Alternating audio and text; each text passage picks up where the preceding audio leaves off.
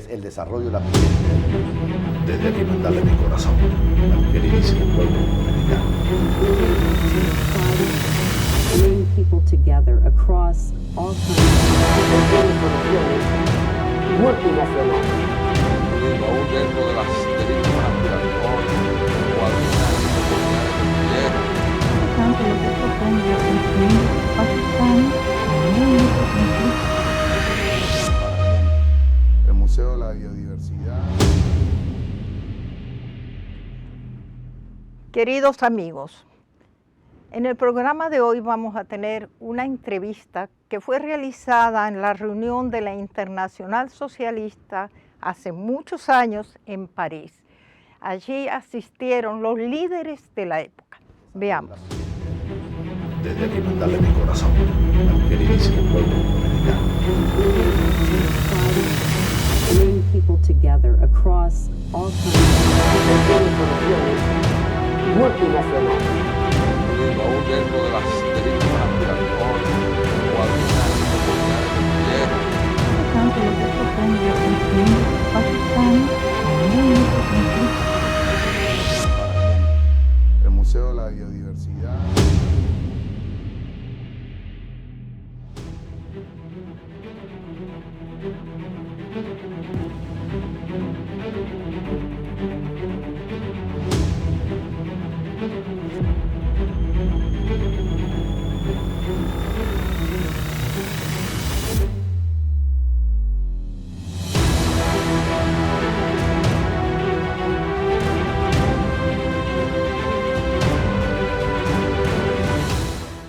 En el mes de noviembre se celebró en la ciudad de París el 21 Congreso de la Internacional Socialista, con la asistencia de connotados líderes internacionales de la categoría de Lionel Jospin, actual primer ministro de Francia, Felipe González, expresidente del gobierno español, Gerhard Schröder, canciller de Alemania, Antonio Guterres, primer ministro de Portugal, Tony Blair, primer ministro del Reino Unido de Gran Bretaña, Yasser Arafat, presidente de la Autoridad Nacional de Palestina, Ehud Barak, primer ministro de Israel, y Mário Soares, expresidente de Portugal, entre muchos otros. De América Latina estuvieron presentes importantes como Leonel Brizola, el gobernador del estado brasileño de Río de Janeiro y líder del Partido Democrático Laborista de Brasil, Jaime Paz Zamora, expresidente de Bolivia y líder del movimiento de izquierda revolucionario, Daniel Ortega, expresidente de Nicaragua, y el actual presidente de Argentina, Fernando de la Rúa. El Partido Revolucionario Dominicano estuvo representado en ese importante encuentro por una delegación integrada por el licenciado Atuey de Cans, presidente de la organización, Hipólito Mejía, candidato presidencial del PRD, así como por otros miembros de su alta dirigencia. En el Congreso de París de la Internacional Socialista se puso de manifiesto la creciente influencia de esta organización, la más poderosa unión de partidos democráticos y progresistas del mundo. Basta señalar que actualmente de 13 de los 15 países que conforman la Unión Europea están gobernados por partidos afiliados a la misma, que ya suman 105. En ese 21 Congreso de la Internacional Socialista de París se aprobó la Declaración de París, un importantísimo documento en el que se hace una profunda caracterización de la actual situación mundial. Se reafirman los valores democráticos que rigen el funcionamiento de la organización, así como el compromiso de luchar por un ordenamiento mundial cada vez más justo, trazando al mismo tiempo el camino a seguir para hacer frente a los desafíos de los nuevos tiempos. Además, el 21 Congreso renovó la dirigencia de la organización, cuya presidencia recayó en la persona de Antonio Guterres, el primer ministro de Portugal. Al Partido Revolucionario Dominicano le cabe la honra de estar representado una vez más en la alta dirigencia de la Internacional Socialista. Su presidente, el licenciado Atuey de Cans, fue escogido como vicepresidente de la misma a nivel mundial.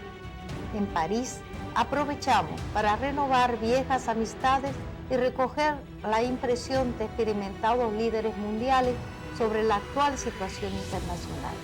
Parte de estas impresiones se las llevaremos a ustedes a través de este programa. En el día de hoy les ofreceremos una importante entrevista que hiciéramos al líder de Israel, Simón Pérez, uno de los artífices del proceso de la paz en Oriente Medio, labor por la que le fue concedido el prestigioso Premio Nobel de la Paz, junto al asesinado primer ministro de Israel, Isaac Rabin. Pérez formó parte del gabinete de gobierno que actualmente encabeza el laborista Ehud Barak, que ha hecho posible el relanzamiento del proceso de la paz en Oriente Medio, luego de los 3 años de estancamiento a que fue sometido durante el gobierno de Benjamín Netanyahu del partido Likud de tendencia conservadora.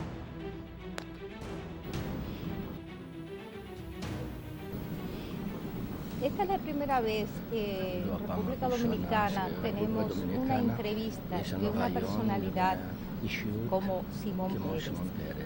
Quisiera saber cuál fue realmente la relación que usted tuvo con el líder dominicano José Francisco Peña Gómez.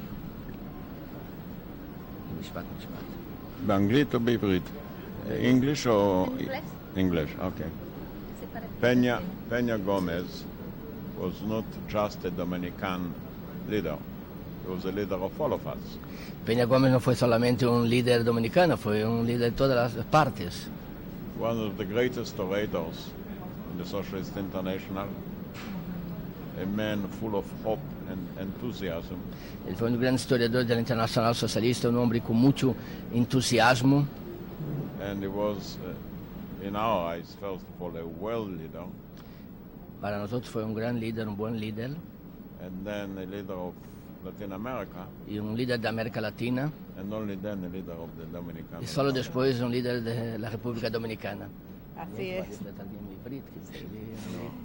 Señor Simón Pérez, después del acceso al poder del primer ministro actual, comienzan nuevamente las relaciones para se producen avances significativos en cuanto al proceso de paz.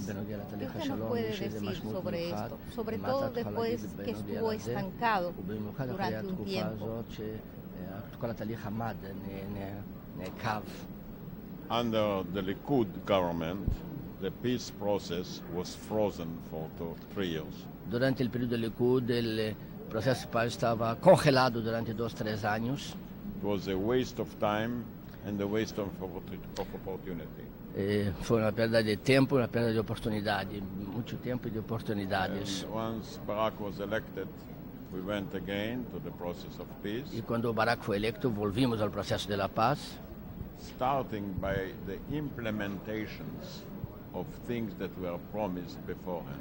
Empezando con la implementación de cosas que habían sido prometidas antes. Like the safe passage. Como la pasaje segura, pasaje seguro, Gaza, el puerto de Gaza, the release of prisoners. La libertad de los prisioneros. And everybody judges the peace process by the doings, not just by the sayings. Y todas las personas naturalmente van a juzgar el proceso de paz por los hechos y no por las palabras.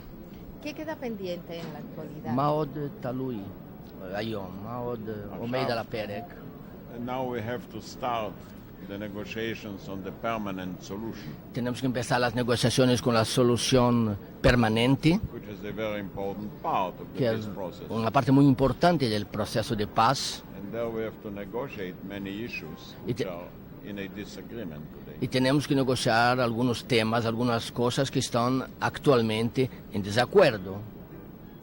¿Ustedes reconocen el derecho de Estado de los palestinos? האם אתם מכירים בזכות של מדינת הפלסטינאים? I can speak for myself 100%. Puedo hablar por mí, 100% de la I respuesta. don't believe that we can have 100% of security without the Palestinians having 100% of freedom. No, estoy cierto que no podemos tener 100% security. de seguridad sin que los palestinos tengan 100% de libertad. ¿Cree usted que se han ido ganando la guerra frente a los grupos radicales, אתה חושב שאנחנו tanto árabes מנצחים como judíos? את המלחמה נגד הקיצונים הערבים וגם יהודים? Yes. Sí. Basically, the extreme people belong to the past. They don't have a future. Sí, porque los extremistas pertenecen al pasado, no al futuro. They don't have a future and they have nothing to contribute for the future. Ellos no tienen futuro, no tienen nada para contribuir al futuro. They are a hangover of the world of yesterday. Ellos están dependientes del mundo de ayer. ¿Qué piensa usted acerca de las aspiraciones de los palestinos de tener su propio Estado con Jerusalén como capital? הנושא הזה שהם שואפים לזה שירושלים תהיה שתהיה הבירה שלהם. Neither the Palestinians nor the Israelis will get 100% of what they want. Ni los palestinos ni los israelíes van a tener 100% de lo que ellos quieren. And in the case of Jerusalem, I think the Palestinians will have to compromise. En el caso de Jerusalén, yo tengo la impresión que los palestinos van a tener que tener un compromiso, aceptar un compromiso. Una flexibilidad sobre todo. הגמישות במיוחד. Las negociaciones. במשא ומתן. הם יצטרכו להיות גמישים במשא ומתן.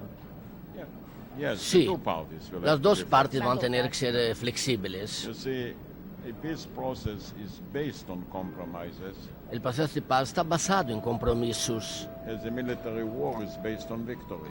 así como una victoria militar está baseado Victory. una guerra está baseada en victorias. The victory of the peace is compromise. La victoria de la paz es un compromiso. Compromiso de todo. Y la Compromiso de todo, normalización Nicolás. con los sirios. והנורמליזציה עם הסירים, מה אתה חושב על זה? We have to arrive at, but it looks like that with the Syrians it is more difficult to start than to conclude. Tenemos que llegar a eso, pero parece que para los sirios es más difícil empezar do que concluir. The Syrians would like to have all the result of the negotiation before the negotiations start. Los sirios quieren tener todos los resultados de las negociaciones antes de empezar las negociaciones. I say that even in Hollywood, when you make a film, you have the happy end at the end. You don't have the happy end at the beginning. Eu creo que hasta en Hollywood, cuando se hace una película, el happy end viene al final y no al principio. ¿Y la actitud de Arafat, cómo la considera él? איך אתה רואה את העמדה, את ההתנהגות של ערפאת? Assad. אסד, לא, Assad. של אסד. It's a very intransigent man. Una persona intransigente, He's not a man that travels around, that sees the world. una persona que ve así el mundo o que ha viajado para el mundo. For example, he's the only leader among the Arabs that doesn't want to negotiate directly. He wants to negotiate through the Americans. Es el único líder árabe que no quiere llegar a negociaciones directas, sino que a través de los americanos. La negociación con el Líbano depende de un entendimiento con Siria. האם המום עם לבנון תלויה בהסכם, בהסדר עם סוריה?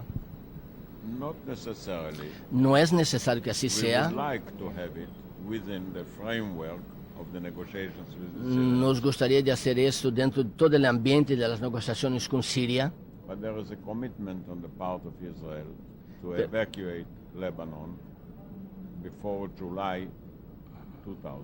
pero hay un compromiso de parte de Israel de evacuar la parte del Líbano que está con nosotros antes de julio de 2000.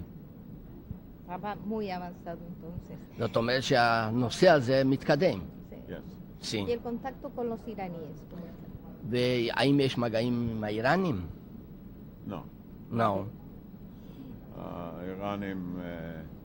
The Iranian leadership thinks that they belong to the Lord, we belong to the Satan. Los líderes iranianos creen que ellos pertenecen a Dios y nosotros pertenecemos a Satanás. ¿Estaría usted dispuesto a abandonar el Golán? האם אתה היית מוכן לעזוב את הגולן?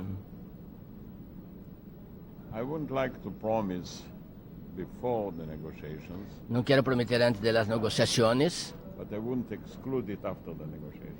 pero no excluiría esto después de las negociaciones. ¿Cómo usted ha visto este gran congreso de la Internacional donde usted hizo un bello discurso? איך אתה רואה את כל הקונגרס הגדול ונהדר הזה של האינטרנציונל, בו אתה נאמת נאום יוצא מן הכלל?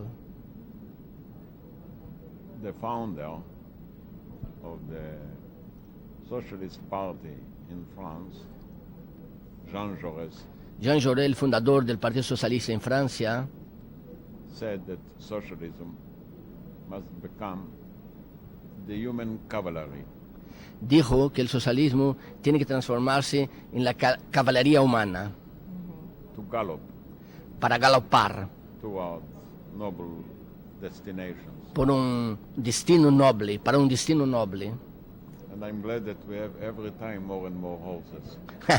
Estoy muy satisfecho de que cada vez tenemos más caballos To enlarge the cavalry. Y el debate de para enlargar la caballería. y el debate de la tercera vía, ¿cómo lo איך considera? אתה מסתכל לדיון על זה, על הדרך השלישית? אני לא בטוח. I'm not sure there is a third way. I'm No estoy afraid it's cierto. a little bit of a fog. Fox, Arafel. Eu não estou certo de que há uma terceira via. Tenho a impressão que há um pouco de neblina. Fog which typifies so much the English weather. Fog, la neblina que existe mucho en el ambiente británico. Sí, y las relaciones de Israel con Latinoamérica, especialmente con República Dominicana. ואיך אתה רואה את היחסים בין ישראל לאמריקה הלטינית ובמיוחד עם דומיניקנה רפובליק, הרפובליקה דומיניקנה? In Latin America, they really were very friendly to Israel on Realme- the first day of our establishment. Realmente la América Latina siempre fue muy amiga de Israel desde el primer día de su establecimiento And we care very much about Latin America. y nosotros tenemos un cuidado muy especial para América Latina. We see how Latin America is opening up, Latinoamérica se abrió, getting rid of the generals and the armies, puso abajo los generales y los ejércitos, introducing a political democracy, Introduci- now also an economic democracy. introduciendo una política democrática, más tarde también una economía democrática. And I do believe that the new century Y will creo- be a century of Latin America. Y creo que el nuevo centenario va a ser el centenario de América. Ustedes han sido muy generosos en cuanto a la הייתם נדיבים educación. מאוד לגבי En República Dominicana dan muchas החינוך. becas para estudiar en באמריקה הלטינית Israel. נתתם הרבה מלגות לאנשי הרפובליקה הדומיניקנית להגיע לארץ. ¿Qué se podría hacer para מה mejorar עוד la אפשר לעשות בכדי relación לשפר את de היחסים República בין Dominicana הרפובליקה הדומיניקנה con לבין Israel? ישראל? We have to continue the same brotherly relations. Tenemos que continuar estas mismas relaciones hermanas. We have to look upon it Tenemos que mirar sobre esto as a relationship within the same family como una relación entre la misma familia, en la misma familia, and not a calculated. y no una relación calculada. Eso es lo más importante, la relación זה יותר entre חשוב nuestro pueblo. ביחסים בין העמים שלנו. El pueblo dominicano también es un pueblo noble, un הדומיניקנים pueblo מאוד bueno, como los נדיבים, israelíes. טובים כמו הישראלים. ¿Cuál mensaje le daría por último איזה, a nuestros לבסוף, איזה מסר אתה רוצה למסור לעם הדומיניקני? As I see, the Dominican Republic started the road of freedom, Como veo, la República Dominicana empezó con su camino de libertad, both in the democratic sense and tanto the social sense. en el senso democrático como en el social. And Peña Gomez represented the strong temperament Y Peña Gómez representó el temperamento fuerte which exists among the people que existe dentro de su pueblo for freedom and equality. por la libertad y la igualdad. And I think that this road should be continued Y yo creo que ese camino debe ser continuado and will make the Dominican Republic a shining country y va a hacer de República Dominicana un país resplandeciente in the American continent. en el continente americano. Muchas gracias תודה רבה. el líder mundial Simón המנהיga Pérez, al עולמי líder שמעון de la פרס, paz, y que מנהיג siga השלום, trabajando por la paz del mundo. ותמשיך לעמול למען השלום. Muchas gracias. Desde aquí mandarle mi corazón al queridísimo pueblo dominicano. Bring people together across all countries. Multinacional. Y aún dentro de las derechos naturales, igualdad, oportunidades de tanto lo que propone la Constitución Pakistán también en este conflicto. El Museo de la Biodiversidad. También tuvimos la oportunidad de entrevistar a la presidenta de las mujeres de la Internacional Socialista, Dolores Renaud. Veamos. Desde aquí mandarle mi corazón al queridísimo pueblo dominicano.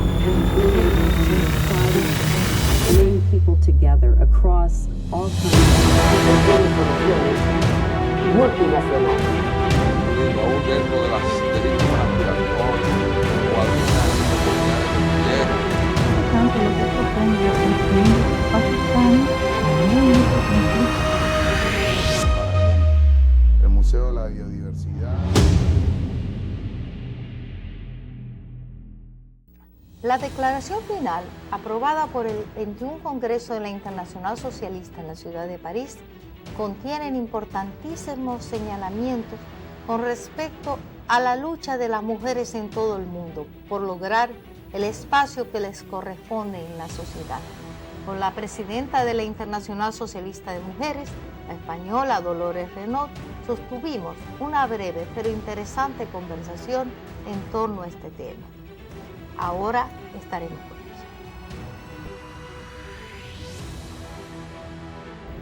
Hoy es un gusto para nosotros estar con Dolores Renaud, la actual presidenta de la Internacional Socialista de Mujeres, la primera mujer que asume esa posición de habla hispana. Exactamente. Para nosotros es sumamente importante que Dolores sea nuestra nueva presidenta de la Internacional Socialista de Mujeres. Y hoy ella nos hablará de los planes que tiene para la Internacional para darle vigor a nuestro movimiento. Así que, Dolores, explícanos cuáles son tus proyectos. Bueno, son los proyectos que hemos consensuado en el Congreso al que tú también has asistido y que tienen que ver con la aplicación de la plataforma de Pekín, porque tenemos un instrumento estupendo que es los acuerdos que se tomaron en Pekín, que abarcan todos los ámbitos del desarrollo, pero desde la educación hasta la violencia, etcétera. Pero lo importantísimo es que esto se puede hacer regionalizadamente, es decir, que en cada una de las zonas del planeta se puedan realizar las acciones desde el gobierno o desde la oposición, allí donde no se gobierne, para que la educación, los derechos políticos, etcétera, se desarrollen. Entonces yo cuento muchísimo con la actividad que se puede hacer desde, por ejemplo, desde Centroamérica, desde Latinoamérica, porque sé del valor de las mujeres que estáis allí y esto es importantísimo. Aparte de esto, yo creo que es fundamental luchar por la paridad en la vida política. Paridad quiere decir que haya tantas mujeres como hombres que estén... La igualdad en este sentido más político, ¿no? Muy importante. Muy importante, porque yo creo que las mujeres somos capaces de aportar una nueva ilusión, por una parte, pero también una nueva visión de los problemas. Y es fundamental que las mujeres, que son las responsables del cuidado de todos los seres humanos, que son responsables de la producción, también muchas veces, tengan el mismo derecho a hablar en voz alta y a decir cómo quieren el mundo. Entonces, yo creo que esto es otro tema importantísimo. Y finalmente, yo creo que las mujeres tenemos que luchar por la paz. Es imposible seguir en un mundo lleno de conflictos, en el que las mujeres solo son víctimas o solo son cuidadoras de las víctimas y que no pueden hacer oír su voz en el momento de tomar decisiones que las implican profundamente. Yo creo que las mujeres tenemos una capacidad de diálogo, de cuidado, que es importante integrar en la vida política. Sí, yo creo que indiscutiblemente este nuevo milenio nos depara a todas las mujeres una participación donde realmente seamos importantes y que logremos mejorar el mundo. Sí, esa es Exacto. la propuesta principal. Entonces, Dolores, tú que conoces Latinoamérica, ¿qué tú piensas para que las latinoamericanas logremos mayor también integración en estos congresos que son tan importantes? ¿Cómo tú lo vas a enfocar en tu nuevo gobierno de la internacional? Sí. Mira, yo creo que las mujeres latinoamericanas tenéis una gran capacidad de trabajo, tenéis una capacidad de conectar con la comunidad de una manera muy clara, yo creo que mayor que algunas mujeres nórdicas, o sea, tenéis una capacidad de conectar muy importante y que merecéis todo el apoyo. Parte de mi tarea va a ser el apoyar a las mujeres del sur, lo dije desde el primer día y lo sigo repitiendo. ¿Cómo lo vamos a hacer? Pues yo creo, y lo hemos hablado algunas veces, que ahora hay más vicepresidentas latinoamericanas. Hemos aumentado el número de mujeres que representan a Latinoamérica y podemos hacer encuentros regionales muy en profundidad y ver si de aquí salen iniciativas estrictamente dedicadas a los problemas territoriales. Yo creo que en tu país, por ejemplo, al que conozco y que aprecio muchísimo, donde he estado, pues no sé si 3 o 4 veces, sí, podemos colaborar en la formación política de las mujeres, podemos contribuir a lo mejor buscando recursos a seminarios que permitan que las mujeres tomen más poder. Y ahí vais a tener todo el apoyo de la Internacional Socialista de Mujeres y cuento contigo. Sí, por supuesto. ¿Cómo fue lo que tú expresaste en tu discurso, que fue muy importante, muy aplaudido, por cierto, Sí. hasta por los hombres? Sí. ¿Qué dijiste en cuanto a lo que es? Sí, que el socialismo sin el feminismo no va a ser capaz de afrontar los retos futuros y que el feminismo necesita de unos puntos de referencia, evidentemente, que ofrezcan un modelo de sociedad global, pero o el socialismo se feminiza o no iremos no bien, avanzamos. No avanzamos. En cuanto a lo que es la parte de las cuotas, Sí. ¿Cómo enfocas para poder ayudar a que nuestros partidos realmente hagan una realidad el mandato que tuvimos en este mismo país, en París? Sí. En 1989, 79, donde se determinó que había que aplicar la cuota en 10 años hasta llegar al 50%. Mira, ¿Qué medidas? ¿Cómo se puede hacer? Yo creo que hay dos sistemas. Uno, la fuerza de las propias mujeres que tenemos que organizarnos pues como tales. Yo creo que cuando se está en política lo que hay que hacer es poner votos encima de la mesa y hay que poder decir o eso se acepta o este grupo de mujeres nos votamos, etc. Hay que presionar. Esto por una parte. Y eso quiere decir capacidad de organizarse, capacidad de hacer política en este sentido para que sea efectivo y se haga efectivo lo que consta, por ejemplo, en unos estatutos o hay que lograr que conste en los estatutos. Pero luego hay otra cosa, que es la negociación con los cómplices que tenemos. Y ahí esa es otra tarea. En política ir con el palo y la zanahoria. Y ahí hay que encontrar cómplices, seguro que los hay.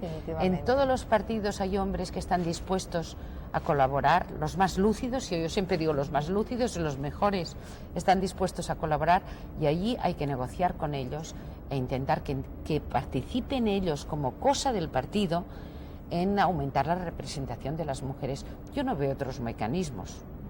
Son las dos cosas a la vez. Sí.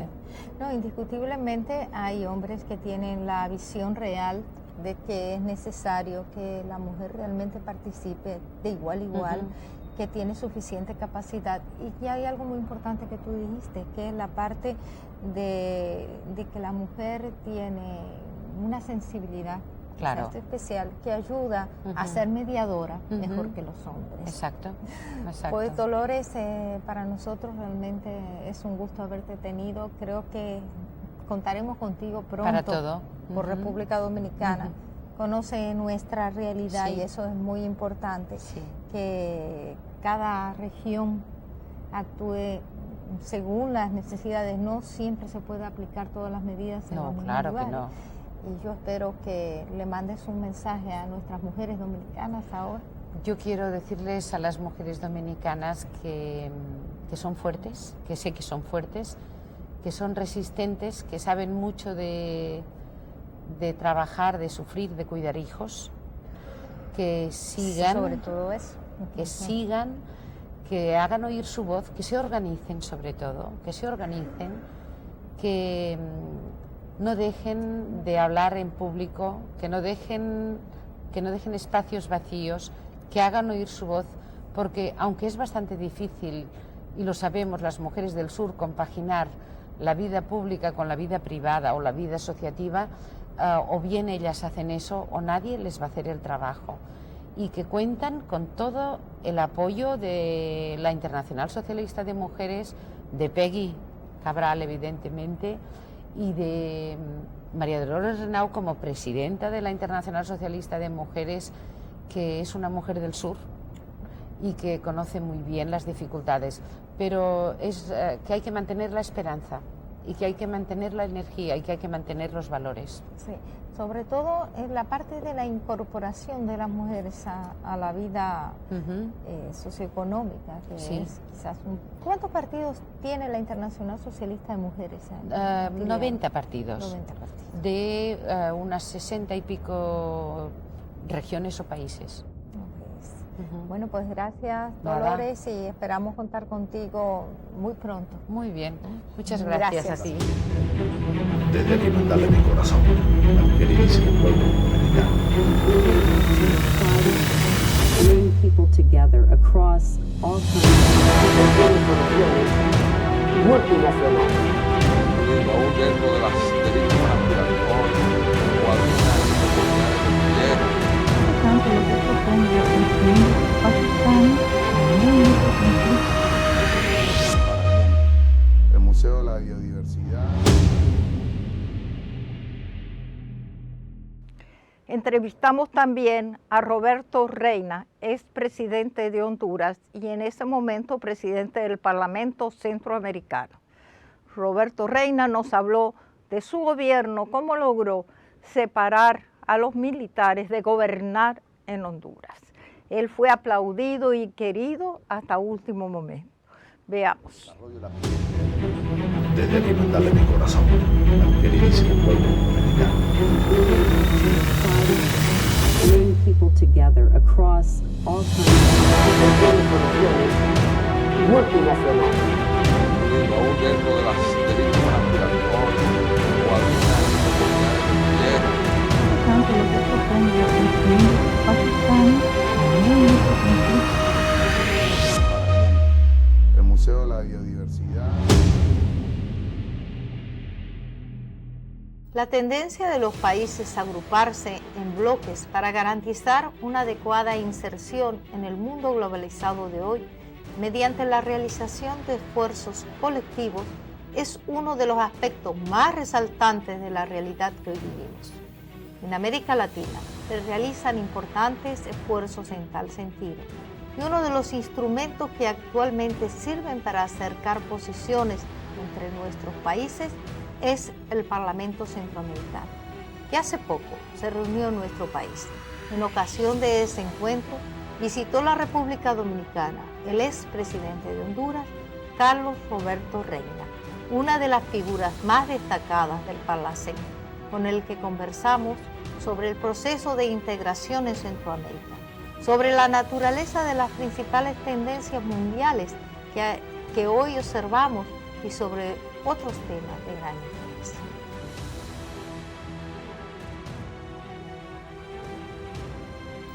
Carlos Roberto Reina, abogado, diplomático, profesor universitario, fue juez del Tribunal Interamericano de los Derechos Humanos y presidente de Honduras en 1994 a 1998. Actualmente el presidente del Parlacén, que es realmente el instrumento más importante para la integración de los países de Centroamérica. ¿Cree usted, presidente, que los objetivos que tiene el Parlacén de la integración realmente podrá llegar a una realidad a corto plazo? Tal vez a corto plazo no, pero es un proceso que se inicia al final de la Guerra Fría, cuando se buscaba la paz en Centroamérica y se buscaba la profundización de los regímenes democráticos. Ese proceso sigue avanzando y todo depende de la voluntad política de los presidentes, que sí se ha expresado y que hay que insistir en ello.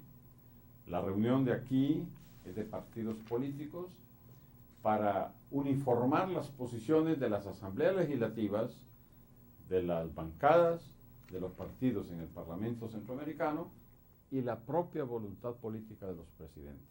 Si eso lo logramos y se plasma en un cuarto protocolo que le da facultades vinculantes a ese organismo congresional, pues la realidad va a sonreírle a las provincias de Centroamérica y en este caso ahora muy cercanos con la República Dominicana, que ha tomado una actitud que solo yo he dicho se ve los fines de siglo, porque es unirnos los de Mesoamérica para enfrentar nuestros propios problemas, no ya solo con ideales, sino para combatir la pobreza, para toda la problemática social y económica, la salud, el medio ambiente, los desastres naturales, en fin, todo lo que nos está impidiendo salir del subdesarrollo. ¿Qué logros tangibles puede ofertar el Parlacén en estos 2 años de vida que tiene? Para darle algunos ejemplos específicos, leyes marco en materia de salud, en materia de educación, en materia de medio ambiente, en materia de pesca, en fin, en todas las ramas que un gobierno pueda tener como actividades de los poderes ejecutivos. En todo ello damos leyes marco, que viene a ser la temática de la homologación de las leyes, porque no tiene sentido combatir la salud aisladamente en uno de los países, porque si se lograra controlar cualquier plaga en un país, al día siguiente se contamina con los otros. En cambio, si se trata de la región, eso puede perdurar.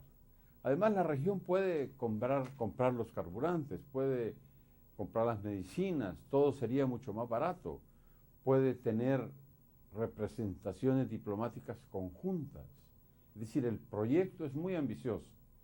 Cuando yo ejercí la presidencia, suscribimos en Managua la segunda declaración de Managua y ahí dijimos, se crea el proceso de unidad política de Centroamérica gradual y progresivamente. Yo creo que eso lo podemos lograr, que está en camino y hay que involucrar a los partidos, darles mayor protagonismo, mayor implicación en educar a los pueblos para la integración. Cuando se pregunta cuánto nos cuesta ese proceso de integración, yo revierto la pregunta, ¿cuánto nos ha costado estar desintegrados? Eso es importante. La cumbre de presidentes que fue convocada por los Estados Unidos, desde la primera cumbre, pusieron en agenda el de hacer una zona franca continental. Luego hubo varias reuniones de presidentes, sin embargo, no se han podido, ni se ha concretizado, ni siquiera se le ha dado seguimiento a ese proyecto. Quizás el Parlacén sea parte interesada porque si Centroamérica llega a tener una fuerza unificada, podría estar preparada para competir en este proyecto. Ha habido la Alianza para el Desarrollo Sostenible, la ALIDES. Eso está trabajando es para el año 2005, que se aspira a tener una zona de libre comercio en todo el continente. Pero yo creo que se va caminando. Pero la economía sola, sin la voluntad política, no es tan fuerte. La política y la economía tienen que estar muy juntas, muy unidas, porque son los presidentes los que toman las decisiones políticas.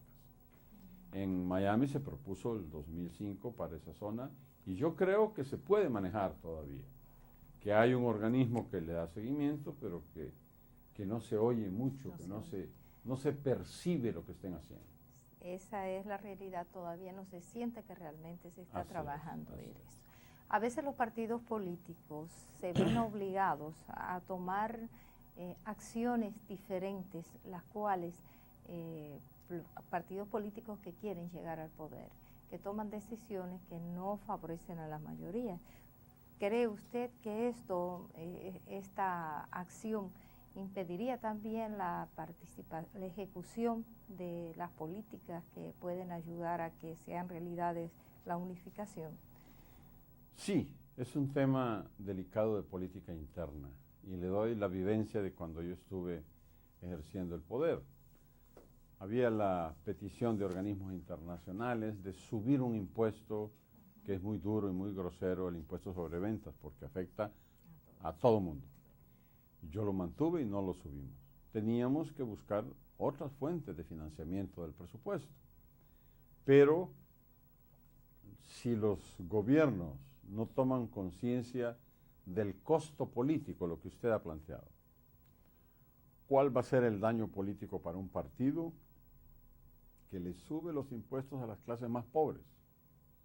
Porque el peligro que se deriva de ahí, para mí, es que los pueblos se desencanten de la democracia y que lleguen a decir, bueno, esta es la democracia por la cual luchamos toda la vida y estamos más pobres, no podemos comprar las medicinas. Tendamos a cerrar y que no se siga aumentando esa grosera brecha entre los que disfrutan de todo y los que no tienen lo necesario.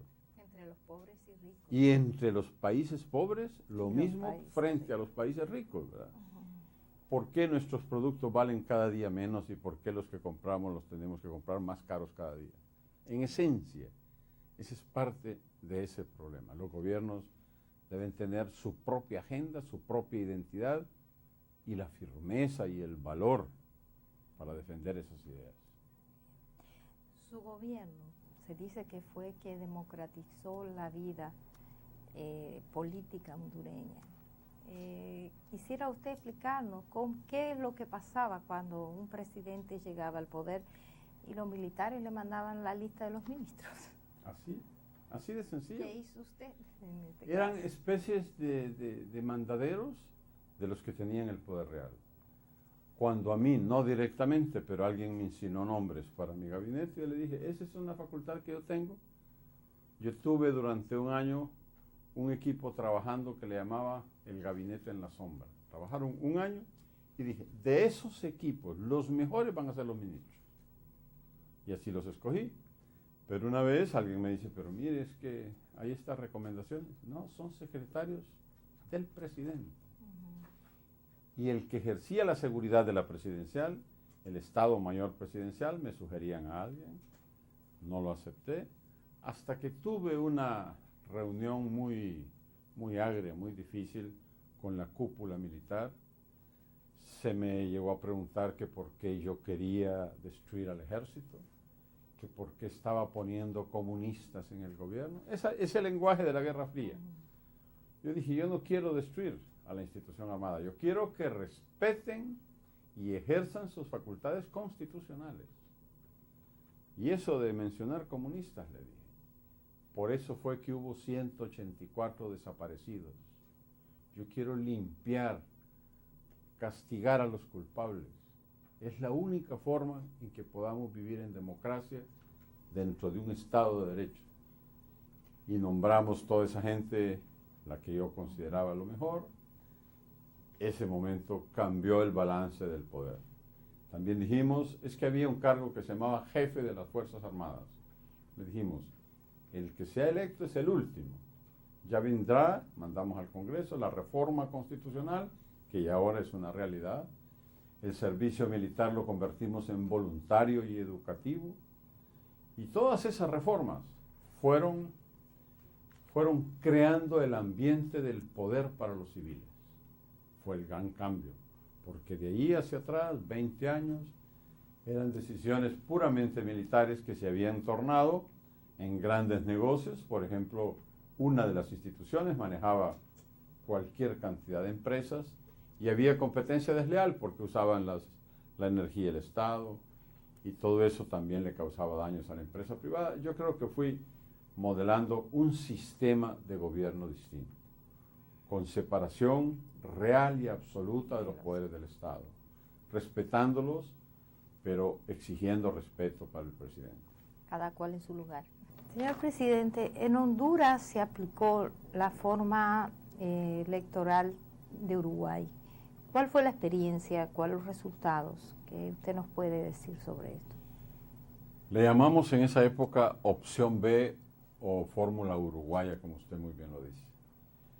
Se trataba de que venían elecciones internas en los partidos y había ciertos problemitas de que se pusieran de acuerdo en las reglas, todavía la identificación de las personas. Entonces se acordó entre los partidos políticos todos, las fuerzas militares, las fuerzas de la empresa privada, en aceptar esa posibilidad, que consiste en ir todos los precandidatos a la elección general, sin candidato. Iba a ser candidato el que sacara mayor número de votos. Y los demás se le sumaban. De todos los partidos. En los dos partidos. Como es un sistema bipartidista fundamentalmente, entonces si nosotros en el Partido Liberal teníamos 5 precandidatos y el Partido Nacional creo que tenía 4, se iba a las urnas y los votos liberales se sumaban y se le daban al que tenía la mayoría relativa. Cantidad. Y ese fue el candidato y ese fue el presidente, el ingeniero José Simón Azcona, que fue un buen presidente, y él logró, precisamente con esa sumatoria, darle un segundo triunfo al partido. En mi caso, cuando yo terminé mi mandato, también volvió a ganar el Partido Liberal. ¿Con la misma fórmula? No, solo estuvo una vez. Porque se dan cosas, yo diría hasta absurdas. Que el precandidato, que individualmente sacó mayor número de votos, no fue el presidente. El candidato del Partido Nacional sacó 700,000 votos y el del Partido Liberal 450, pero sumados los votos liberales eran mucho más que los del otro partido. Entonces queda cierta tensión en cuanto a los mandatos constitucionales estricto sensu, que dice que cualquier mayoría es la mayoría que acepta la Constitución. Entonces se decidió no volver a proponerla así y fue nada más un episodio electoral, pero sin reclamos en cuanto a la pureza de las elecciones. De ese proceso. Sí. ¿Ustedes tienen segunda vuelta o no? Mayoría relativa. Sí. El hecho es el siguiente. Como nuestro sistema es básicamente bipartidista, que quiere decir 2 grandes partidos, y hay 3 partidos que sacan una distancia muy lejana de los mayores. Entre los mayores partidos en su conjunto vota el 95% de la gente, del electorado. Y somos países que nos gusta ir porque estuvimos mucho tiempo sin elecciones y ahora vota el 85% de la población. Es muy alto. Índice de votación. Pues de ahí logramos que ese porcentaje se mantuviera y que el partido nuestro, el Partido Liberal, que hay que definir qué clase de liberalismo, porque la palabra liberal cubre cualquier posición ideológica. Nosotros hemos reivindicado un liberalismo social. En un tiempo nos llamamos izquierda democrática, cuando estaba el entusiasmo en todo el Caribe, que íbamos a Costa Rica, de don Pepe Figueres, Luis Muñoz Marín, en fin, una época en que ese liberalismo social fue la principal bandera. Así logramos que de los 2 grandes partidos, el nuestro fuera el más progresista, el que tenía más respuestas de tipo social. ¿Y están afiliados a la Internacional Socialista ustedes?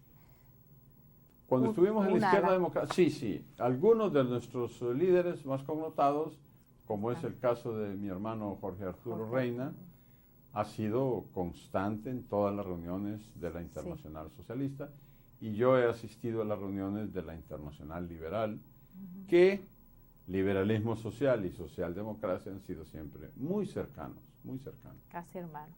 Sí, hermanos. Sí. En su gobierno, presidente, usted al salir de él fue aplaudido y fue aclamado por todas las personas que estaban presentes, que se calcula de unas 35.000 personas. Eso es muy difícil que ocurra cuando sale un presidente. Muy pocos casos ha habido de que los presidentes salientes son aclamados tanto como los que llegan. ¿A qué se debió esa gran popularidad que usted dejó? ¿Cuáles fueron sus logros mayores en esa presidencia? Yo le cuento los detalles. Había una campaña porque yo establecí la lucha contra la corrupción. Entonces la gente que se consideraba que había sustraído dinero montaron una campaña y dijeron que a mí se me iba a abuchar en el Estadio Nacional, que como dice usted pueden ser 35.000 personas. Y la gente respondió en forma increíble. Fue una ovación que ante todas las delegaciones del mundo, estaba prácticamente de todo el mundo. Y es la única vez que ha sido así, porque yo recuerdo que yo iba a Costa Rica y al salir un presidente siempre había señales de inconformidad, silbidos y eso. De abandono también. Sí, el caso nuestro fue, creo yo, en primer lugar, la conciencia del servicio militar voluntario, el haber recuperado el poder civil. Yo suprimí las partidas confidenciales del presidente y en el Estado de Derecho fui escrupulosamente respetuoso del Poder Judicial. Todo eso fue creando un ambiente, una escuela morazánica, la modernización del Estado.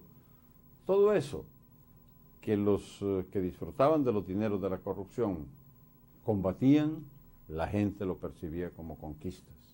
El no haber subido el impuesto sobre ventas, el haberlo mantenido muy bajo, el más bajo de Centroamérica, crearon esas condiciones.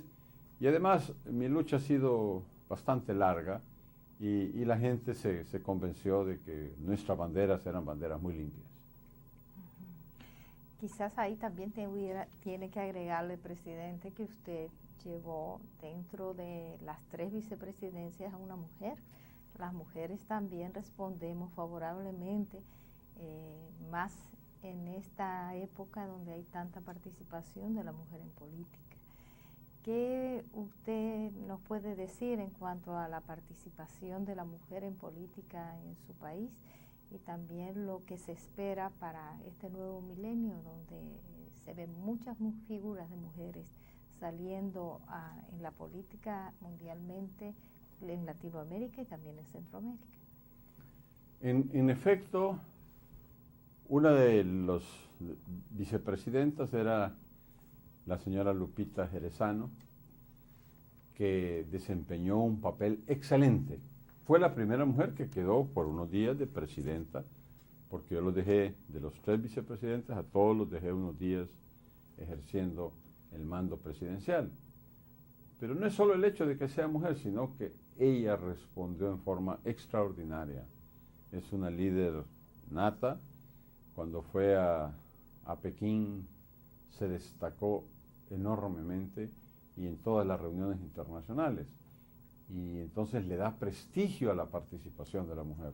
Yo creo que eso nos ayudó muchísimo, porque la mujer vio lo que se está reclamando ahora, la equidad de género, que tienen ahora cualquier cantidad de ministerios, en el Congreso Nacional hay una buena cantidad, tal vez no lo que debería ser.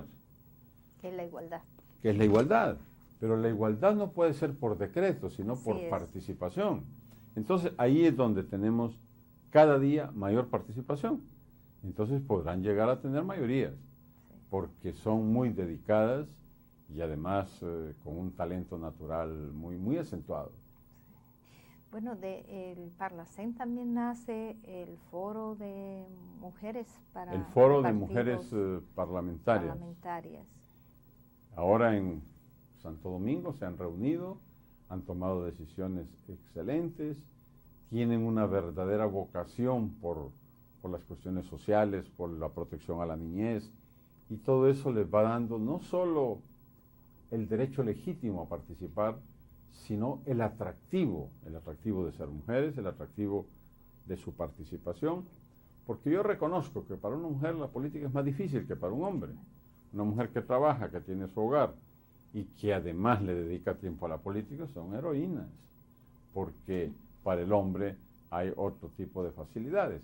Entonces yo estimo que ese es un fenómeno de fin de siglo, donde la mujer por sus propios méritos va adquiriendo los derechos que nunca se le debieron haber negado, pero que mentalidades muy especiales, una sociedad machista, herederos de costumbres de paternalismo del hombre, eso nos fue marginando a muchas mujeres de la política. Hoy han regresado con un ímpetu extraordinario. Ya no son minorías. No, efectivamente, usted tiene que sentir muy satisfecho por toda su obra. Le damos muchísimas gracias por haber estado con nosotros y esperamos que en cualquier otro momento nos visite nuevamente. Con el mayor gusto, y yo le agradezco profundamente la gentileza que usted ha tenido. Y bien, de esta forma llegamos al final del programa de hoy. Hasta la próxima. Es el desarrollo de la política. Desde aquí mandarle mi corazón al queridísimo pueblo dominicano. Bring people together across all multinacional. Y aún dentro de las derechos naturales, igualdad, oportunidades de mujeres. Tanto lo que propone